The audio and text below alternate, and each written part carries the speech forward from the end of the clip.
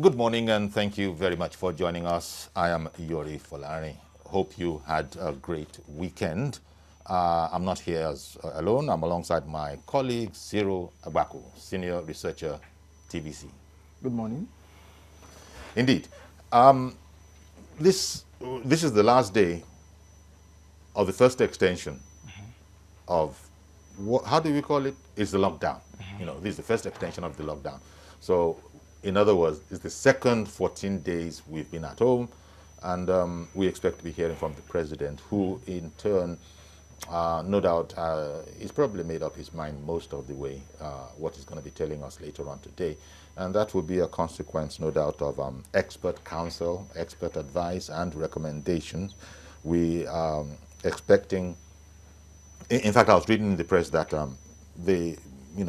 committees have made special representations to him. Right now, we have a number of people lined up this morning. We'll be hearing from the presidency itself. We have the senior special assistant in the presidency, Mr. Ajuri Ngilale. He'll be talking to us. We also will be speaking with a couple of economists, experts. Mrs. Morenike Babintin Ashaye will be on the phone. Well, she'll be joining us via Skype. And also our friend Mukhtar Mohammed, stockbroker and financial analyst. That's our menu for today. But we have Ajuri Ngilale on the phone.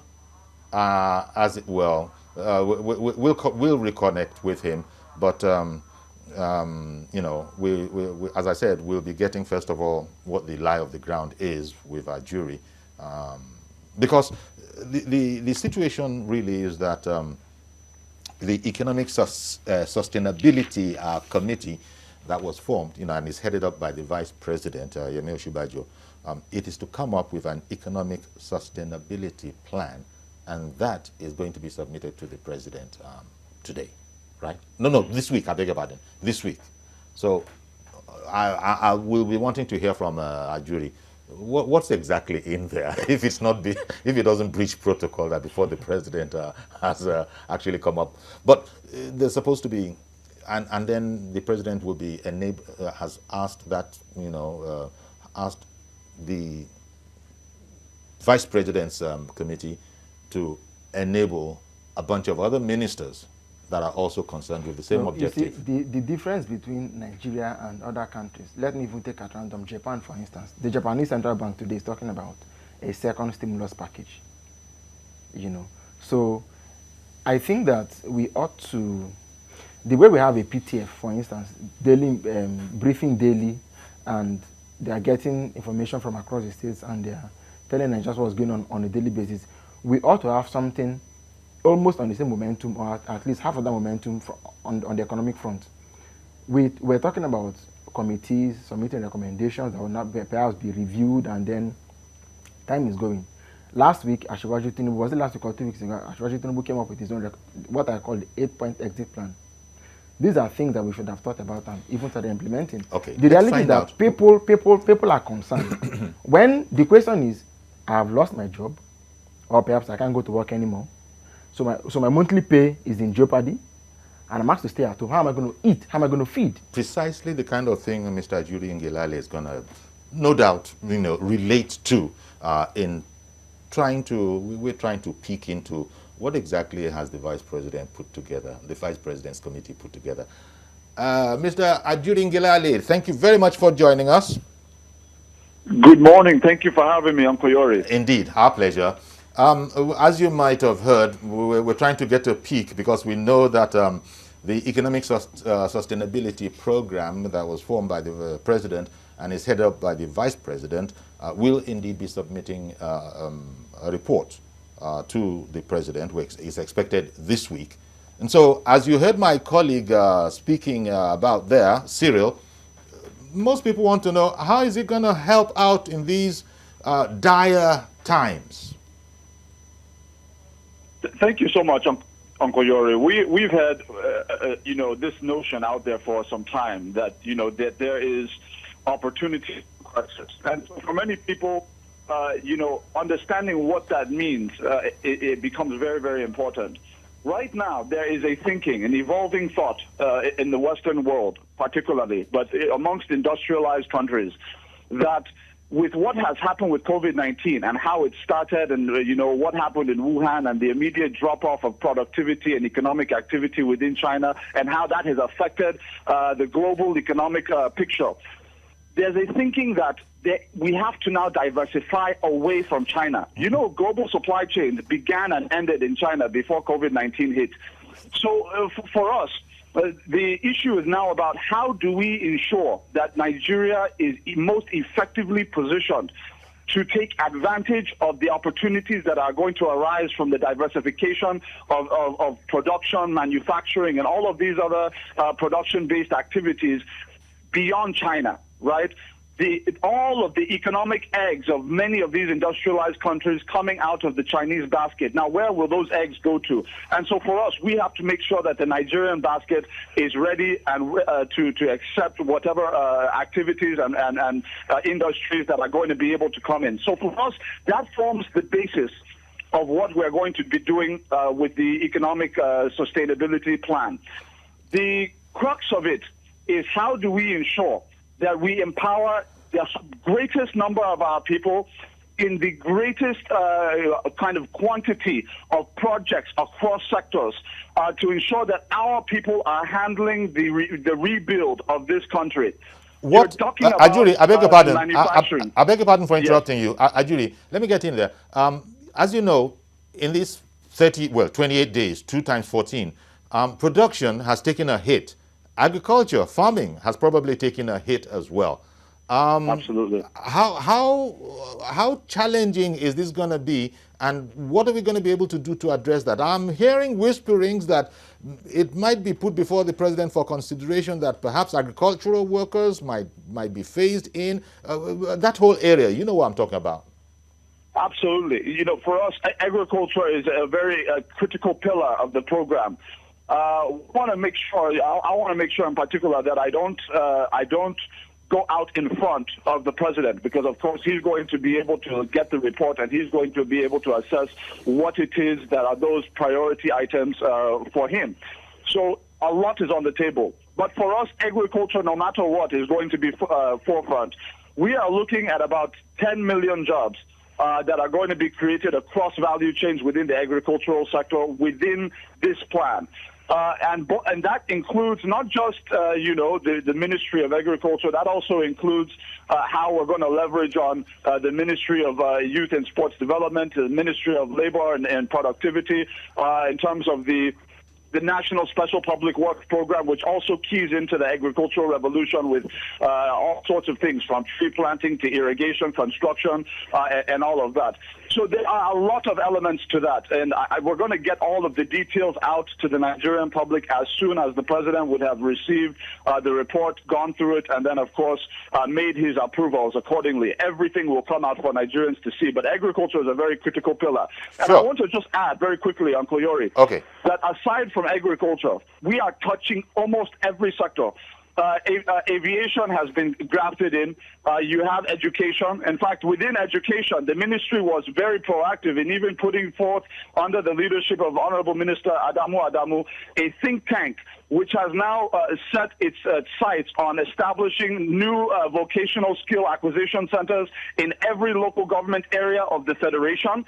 In addition to the revolution, the ICT revolution now you spoke about, you spoke about education there. Secondary schools, in terms of ICT-based laboratories and all of those things that we're establishing. Ajuri, in speaking about education, you reminded me of the Almajiris, which are, pupils under this pupils under the tutelage of Quranic teachers, And the challenge that is anything being thought about for them? Because we've been at this, it's not today, as we say locally, trying to reform our Almajiri education. Any ideas, do you think this might be touched upon? This special type of pupils? I can confirm that it's being touched upon. Because look, when you have a situation that we currently are undertaking, where we are tying directly the social investment programs and some of the sub initiatives within those programs to conditions that have to do with households, guaranteeing that children are enrolled in public primary schools, for example. and also secondary. So for us, not only are we making sure that we create these opportunities in terms of, yes, we're building schools in conjunction with state governments. We're going to be building laboratories and new schools and new facilities across the country, but that we're also ensuring that we incentivize poor households across the country, particularly in the north, to incentivize the process of them sending their children to school. That is a huge component of what we're doing. Okay. Ajuri, one second, Ajuri. As I said, I'm here with my colleague Cyril of our research desk, and he has a question.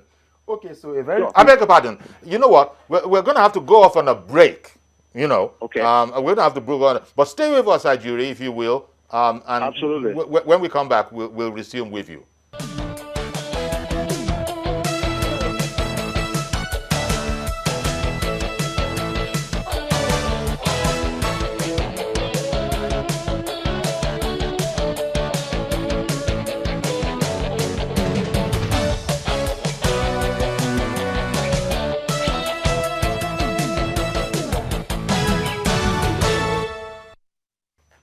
Okay, welcome back. And as I said, we, in addition to the Senior Special Assistant for Public Affairs in the Presidency, Ajuri Ngilale, we also have on the line, waiting for us, Mrs. Morenike Babintin Ashae. She's an economist. She's also a financial analyst, and no doubt. Good morning, ma'am. Well, she's there. We will connect with her. So, Ajuri. I'm here. Yes, please. I'm here. Can you hear me? Indeed we can. Indeed we can. We can hear you. Okay. Okay. So, you've been listening to the Senior Special Assistant in the Presidency and his thoughts on the plan that will be submitted to the President, the economic sustainability plan that will be submitted to the President for consideration. Give me your thoughts, please, on the directions that you would expect we need to be going in this time, given the effort at sustainability of body and soul, quite frankly, in an economic sense. Well, actually, Mr. Polani, I'm not an economist. I'm a chartered accountant by profession, a tax specialist, and an educator. And I'm the president of International Center for Tax Research and Development. Does taxation figure in all of this, madam? Does taxation figure in all of this, or can we take a break from tax in these difficult times? Because, you know, what are your thoughts there? Well, for me, I think the committee should actually be called Survivor, Economic Survivor and Sustainability Committee. If we look at what is going on around the world now, we really need to handle economic survivor. If you look at what China has done, trying to store crops, trying to buy up so many things that it might need, you find that there is likely to be it's as if China is preparing for war. So we on our part, we have to be proactive. This issue is not for the federal government alone, and I'm happy that the special assistant has said that they are going to bring everybody into the into the activity that the federal government wants to do. But quite frankly, we're looking here, when we talk about COVID-19, we are looking about health, we are looking about economic survival of small, medium entrepreneurs, of the industries that we have at the moment, because we're going to have shortage of products that we usually, we used to import. So that we have to be prepared for. We want a situation that whatever plan is going to be carried out, this is going to involve local governments, state governments, and federal government. Let each local government, for example, we need to prepare for food security very seriously. Each local government should have allocation of land where we have a lot of unemployed youths. Let them go there and start preparing for food. If China can be storing tons and tons of crops. We don't know what China is preparing for, but we should take a clue from what China is doing. Let us make sure that each local government are given allocated land where our youth can start, preparing for production of crops, at least our stable food, because without food, we're going to be in trouble. I will also like us to look at all the things we've been importing from China and then get our youth, our SMEs involved so that we can maintain that economic status in case there's any problem all over the world. Could I come in there a bit? Now, talking about China, China is being a friend of Africa, and I dare say of Nigeria. Nigeria is part of Africa. Yet, as you know, there's a certain attitude going on, shall we say, about China. Is China being misunderstood, do you think? Because there is the thought that whatever assistance China wants to do, it wants to do it like, don't worry, we're there for you, and whether we can afford to pay or not, China is going to be there for us, and there are people who are looking at that with some sort of suspicion. Quite frankly, I don't see how anybody can love you more than they love themselves. It's not possible. With the action that we have seen and we have had about China, I don't think there's any love staying between us at all. China has a purpose. Maybe China wants to conquer the world. And we have to make sure that we are not colonized again by China. Because for me, I wanted to even ask the question, are we a tenant in our country or we are landlords? Because the amount of loans we have taken from China, if we are not careful, we become tenants in our own country. And that shouldn't happen. Well, I've seen newspaper commentary that China is being, a good friend. That even as it is a guest, it can also be a very helpful guest, and an appreciative host, probably can take full advantage of, a considerate and appreciative guest. A lot of people are viewing all of that with some sort of suspicion, but if a person as enlightened as you also are expressing apprehensions, maybe again, this is something that our people, our experts, should be looking at very, very keenly. Our experts should look at it clearly. From what I have read, China is trying to build an economic empire and wants everybody under her. So we have to make sure that those things that we are importing from China, we have the labor force. And thank God the central bank has put up a lot of loans, avenues. So let us get these people ready. Okay. Those things that we are importing, let us get them ready with the funds that should be available. Because the problem we are having with our economic development is lack of funds.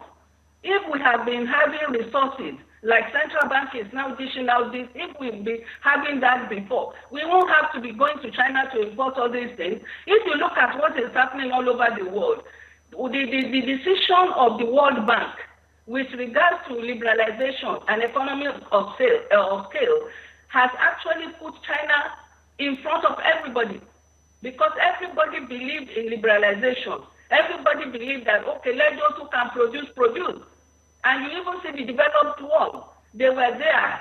They were producing from China. Everybody is producing from China. But with this COVID-19, it is clear to us now that you should save yourself.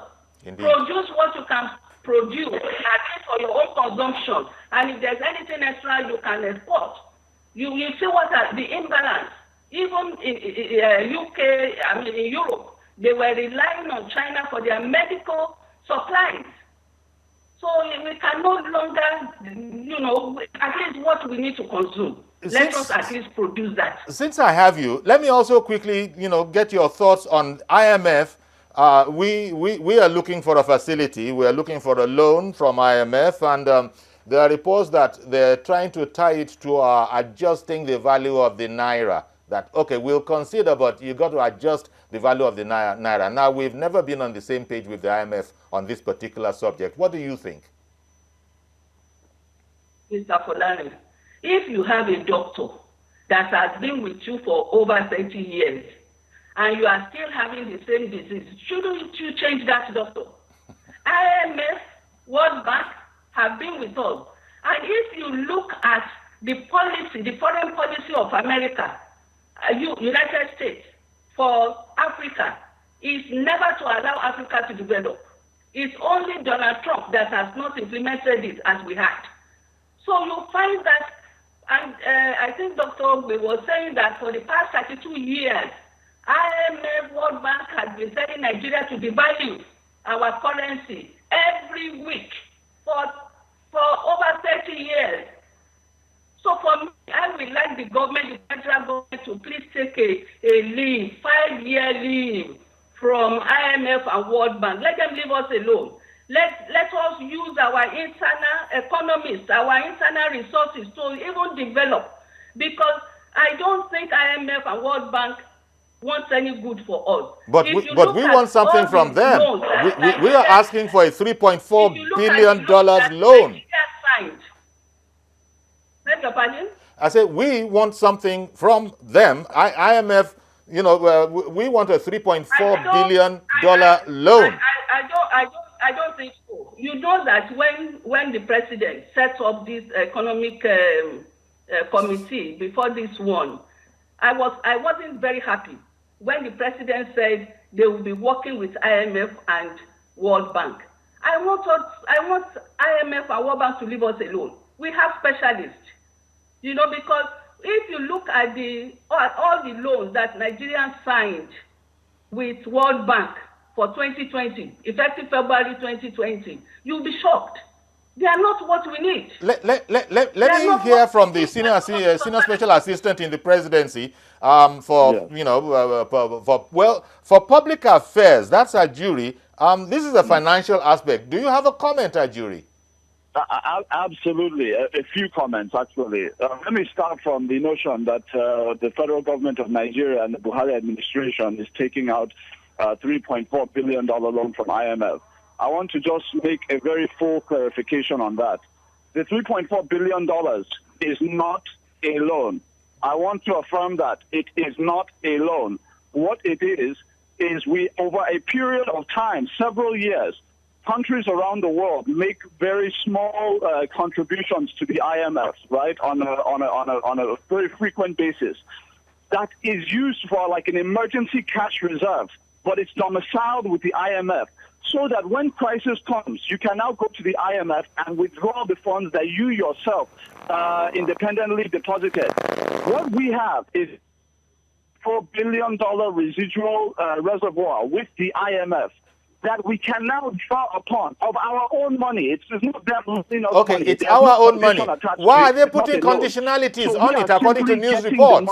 Or requesting the money that we ourselves deposited with the IMF. I hear you, but Ajuri, can you hear me? Yes, please. Thank you very much for that explanation. But why are they putting conditionalities on it according to news reports that, look, adjust your naira, we'll then be very happy to, it means that it's erroneous to be referring to it as a loan, but so yes. Newspapers are talking about. But there are no, this is what I want to affirm, Uncle Yori, there are no conditionalities in terms of accessing that facility. What they have said is they have given advice, which they have given to all countries, particularly developing countries. Okay, I'm going to come back again. I've got to go off on another break. I'll be right back. It is your right, but please invest it in healthcare and education and human capital development. It is an advice, not a conditionality.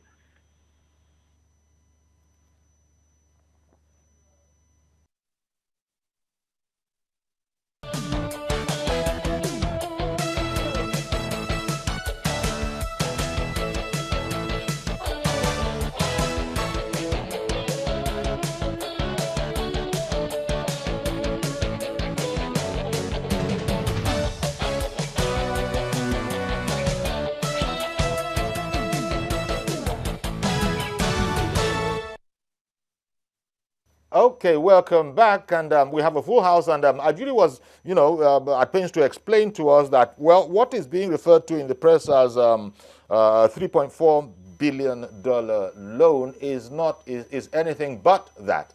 And he's explained that it's all countries, their contribution, and they're now trying to draw down on that. But then the curious thing is why were they putting a conditionality on it, according to news reports, that, look, we will approve if you can affect the naira. Now, Mrs. Babintin Ashaye, well, she's a taxation expert, but in this program she's gone on to other things and expressed.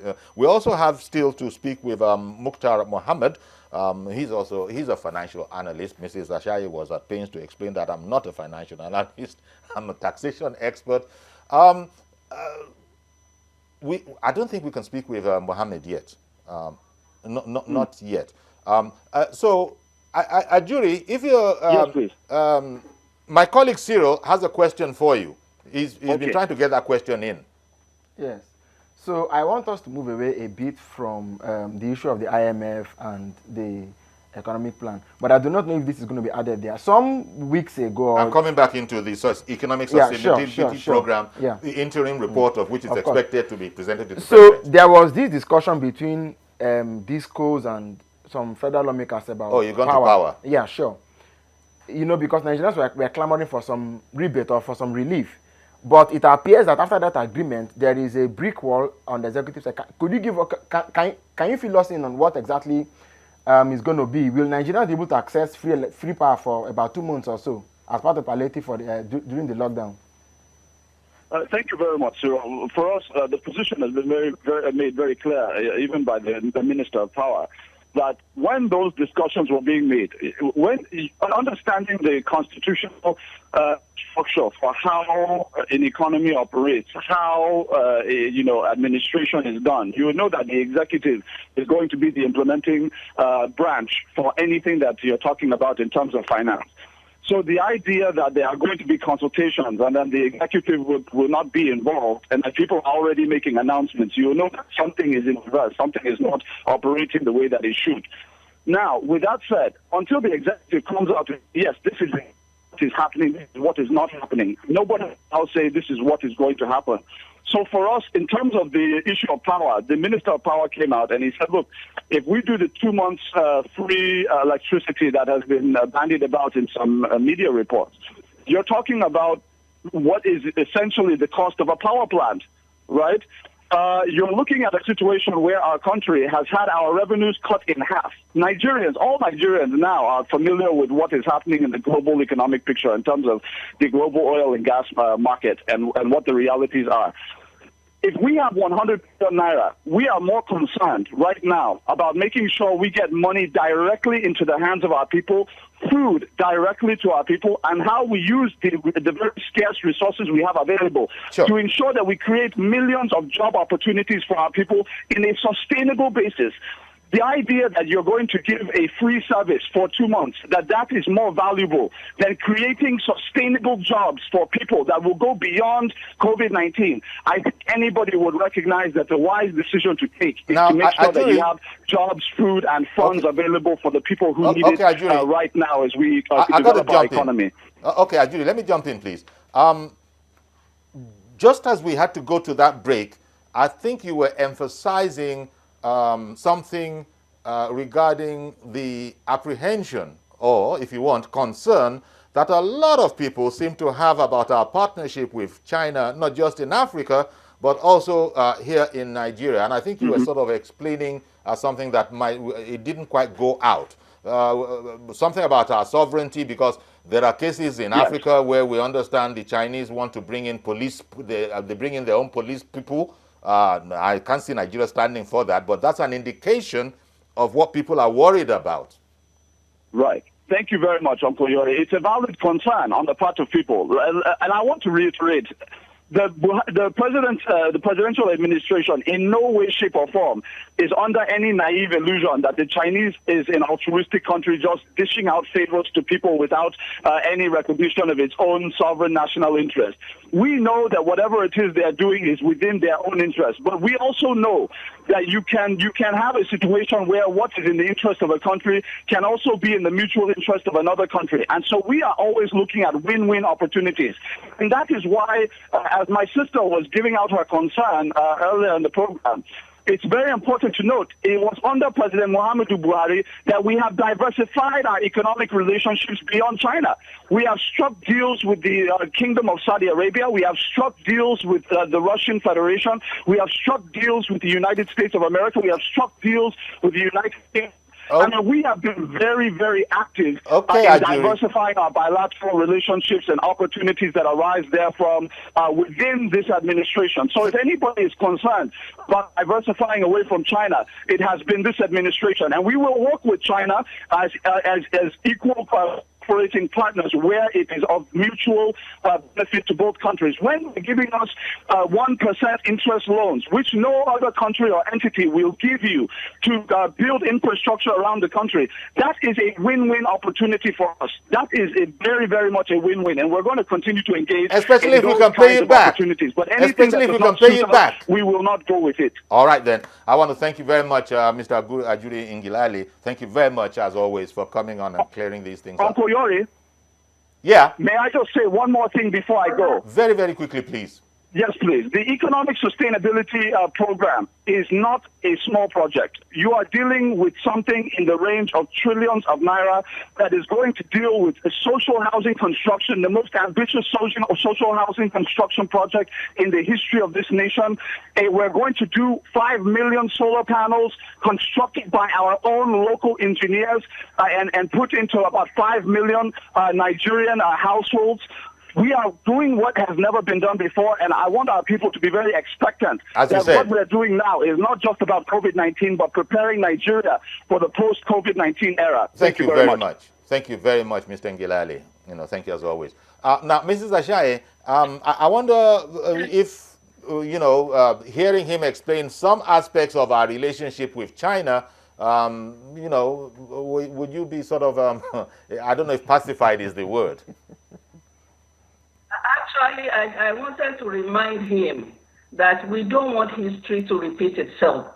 You remember when the British were here in both southern and the northern regions. It was the Royal Charter Company that was buying land up and down and then handed us to the British government after the company had bought a lot of land. And that is the system that China is using at the moment. Okay. So China has a lot of companies in Nigeria doing one thing or the other. By the time they finish buying up all our land, then they will hand us over to... Okay, ma'am. But I think the point Ajuri Ngilali was making, the senior special assistant in the presidency was making, is that we are going into this with both our eyes wide open and all our senses hyper alert. You talked about a win-win situation.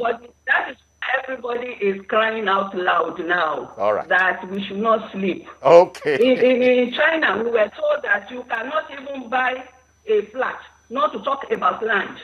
So we should also make sure that our properties are well protected. All right.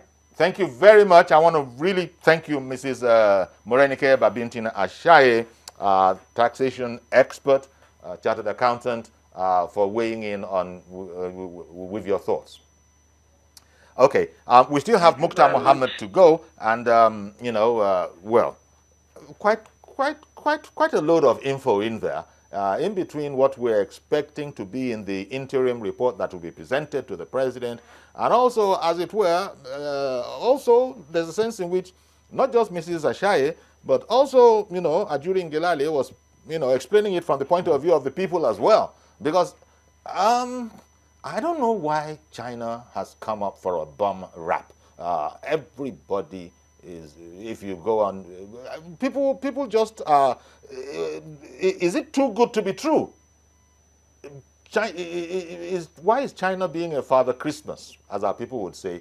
And people are saying, there are some who are saying, you don't quite understand is why you're carrying on that narrative. If you understood, you wouldn't be. It's not as simple as that. And there are other people who are saying, spot on, ask that question. No, the fact is that every country that has risen to be a world power has the tendency to consume, to take in, to dominate. So it's not. So it's nothing new. It is not for fun that some schools in Nigeria, in Africa, across the world now adopt Mandarin as a language of study.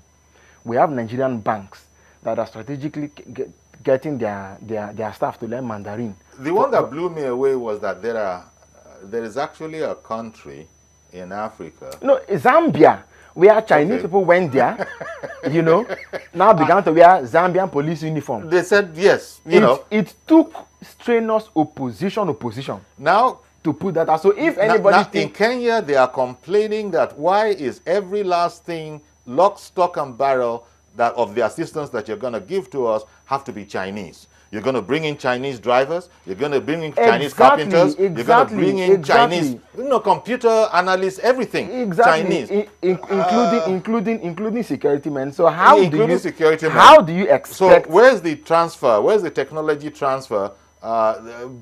Kenya, I saw some parliamentarians in Kenya on television being very angry about this, and apparently they have people within the Kenyan political society who are on the side of the Chinese, of the development perhaps on offer. The same reason why some Chinese companies in Nigeria are carrying out modern slavery, and we can't do anything about it. Well, modern they are with us in Nigeria. Well, I don't know if you can go as far as modern slavery. But we do have diplomatic relations with these guys, and you've seen our ministers say that a lot of this stuff, our own Nigerian ministers say it's about misunderstanding. It is modern slavery in Nigeria here, Uncle Yori. Some weeks ago, a video surfaced about the Nigerian consul remonstrating. He was angry with the Chinese authorities for maltreating Nigerians.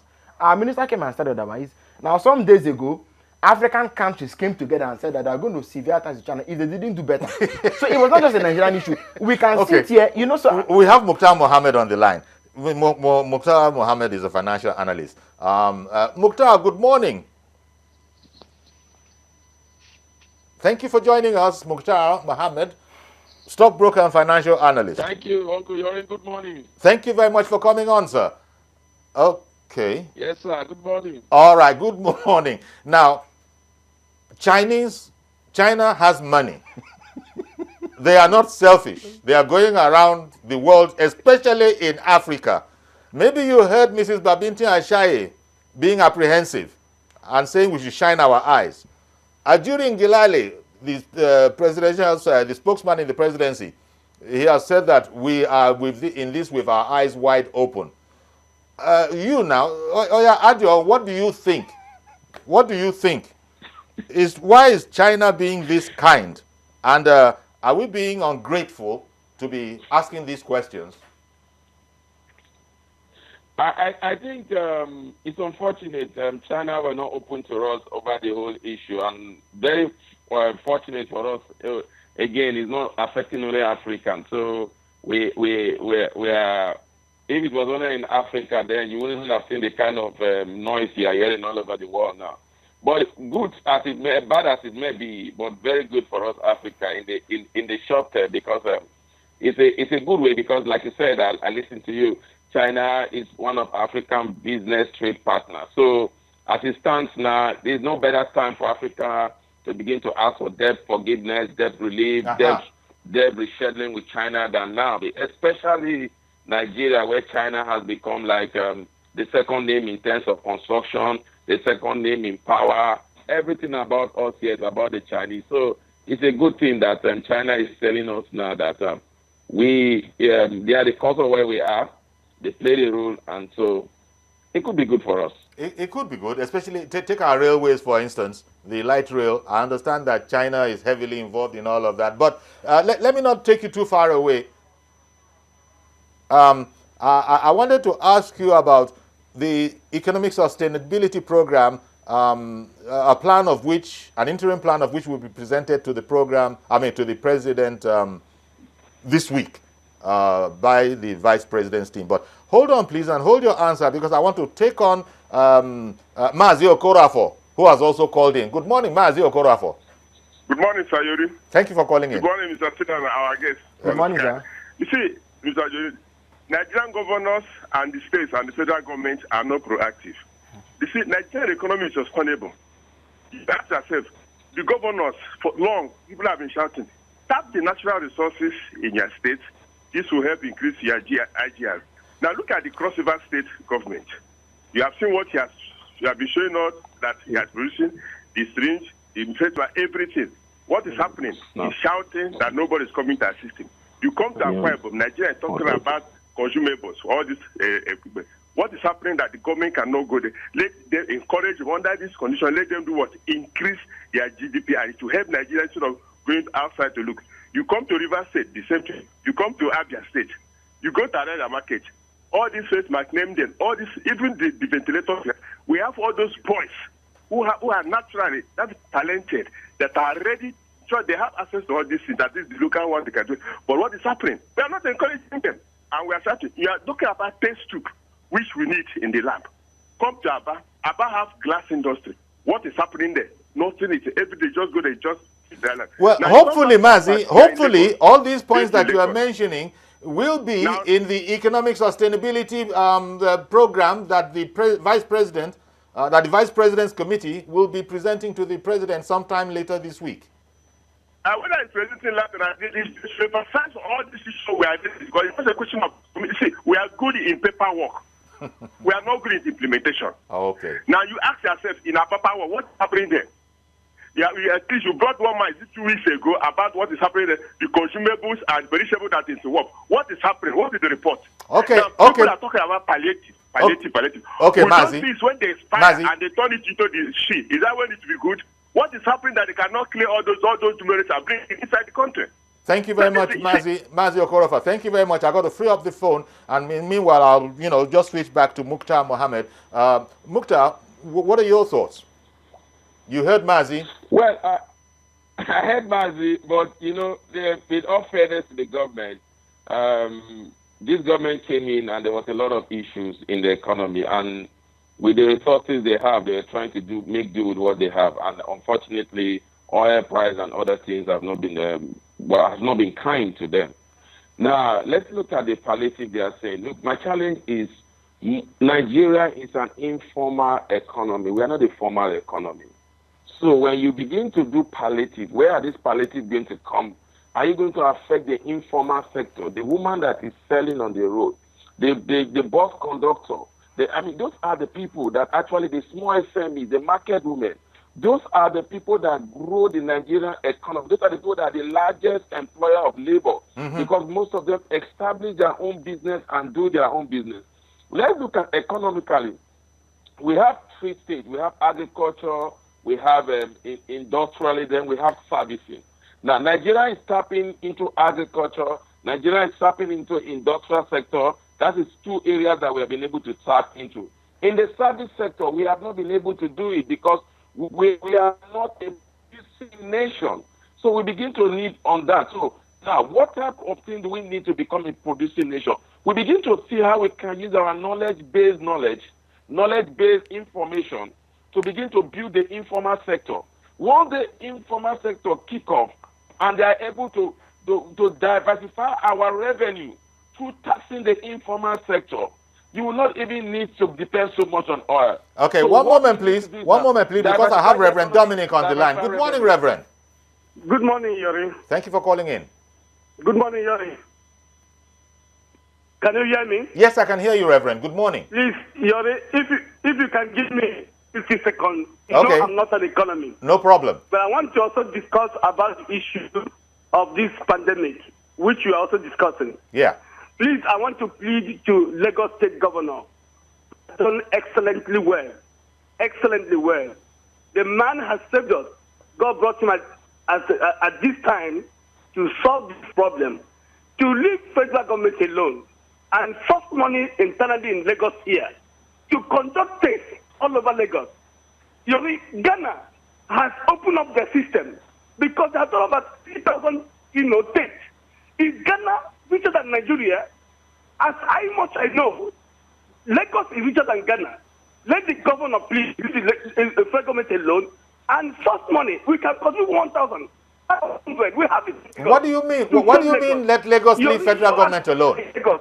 We are potential COVID-19 disease carrier. If you walk out of Lagos, they're going to quarantine you. And this thing is running riot in Lagos. How come? Can I hear you? Yeah, I didn't understand what you meant by let Lagos leave the federal government alone. It can. They are not doing what they're supposed to do. How that the man, LCDC chairman, said that his son is Western.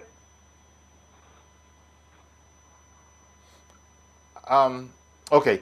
I think I lost that call. But thank you very much, Reverend Dominic, for calling in. He spoke about Ghana. Ghana has opened up again. I don't know. Yeah, it's good news. Thank God for Ghana. But I don't know how fair a comparison it is when people compare us with Ghana in that particular regard.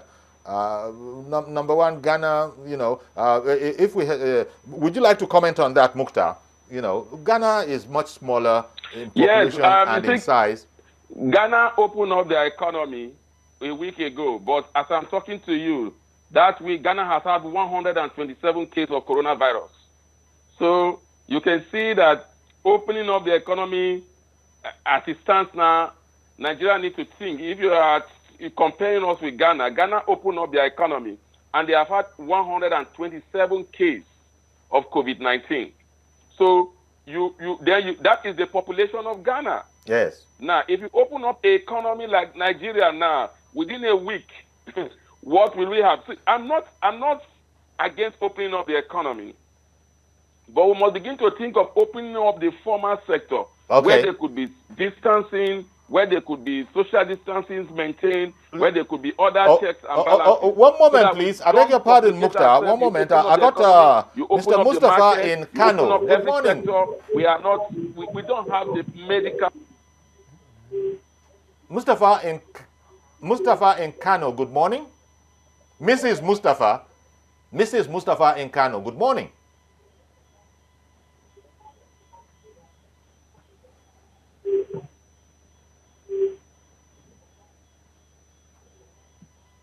Good morning, Uncle.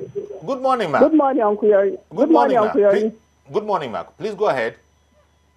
Hello, good morning. Good morning. Please go ahead.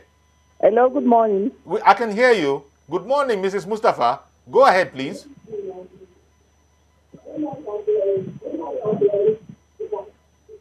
I want to say thank you. Well done for job well done, and You're very kind. Thank you.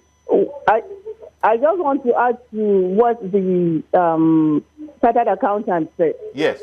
I Mrs. want the Ashaye. federal government to go into whatever they want to go with China with their eyes wide open. I believe the federal government has the interest of the people at heart in whatever they are doing. Okay. Yes. Okay, thank you very much. Sort of a nod of a vote of confidence there. That subject to, because she, as it were, she was in support of Mrs. Ashaye, that all other things being equal, shine our eyes well, have all our senses alert. So these are, thank you very much, Mrs. Mohammed. There's a bit of, women's solidarity in there, Mrs. Mustafa. So that's really, our program today. We listen, we wait with, shall we say, bated breath for the president's, what the president is going to decide upon. I suppose there's no way the president is going to open it all up because that's not what the medical experts are saying. But we can't know. The Governors Forum as well? The Governors Forum as well. But we can't know. We'll see what the president is going to make of it. Mr. Mukhtar Mohammed, I want to thank you very much for joining us today. Thank you very, very much for coming on the program. Yeah. And we shall be knocking your door again shortly. Stay safe, bro. All right, then.